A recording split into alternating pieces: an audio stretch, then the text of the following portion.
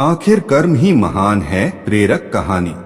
एक बार बुद्ध एक गांव में अपने किसान भक्त के यहाँ गए। शाम को किसान ने उनके प्रवचन का आयोजन किया। बुद्ध का प्रवचन सुनने के लिए गांव के सभी लोग उपस्थित थे, लेकिन वह भक्त ही कहीं दिखाई नहीं दे रहा था।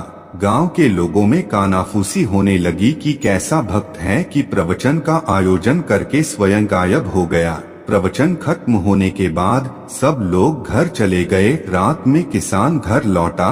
बुद्ध ने पूछा, कहाँ चले गए थे? गांव के सभी लोग तुम्हें पूछ रहे थे।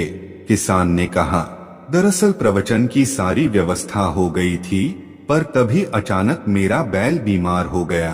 पहले तो मैंने घरेलू उपचार करके उसे ठीक करने की कोशिश की, लेकिन जब उसकी तबीयत ज्यादा खराब होने लगी तो मुझे उसे लेकर पशु चिकित्सक के पास जाना पड़ा।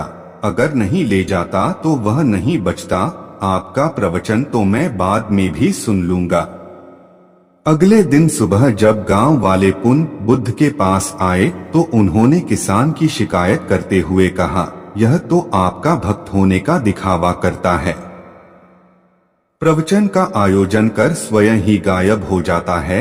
बुद्ध ने उन्हें पूरी घटना सुनाई और फिर समझाया। उसने प्रवचन सुनने की जगह कर्म को महत्व देकर यह सिद्ध कर दिया कि मेरी शिक्षा को उसने बिल्कुल ठीक ढंग से समझा है। उसे अब मेरे प्रवचन की आवश्यकता नहीं है। मैं यही तो समझाता हूँ कि अपने विवेक और बुद्धि से सोचो कि कौन सा काम पहले किया जाना जरूरी है।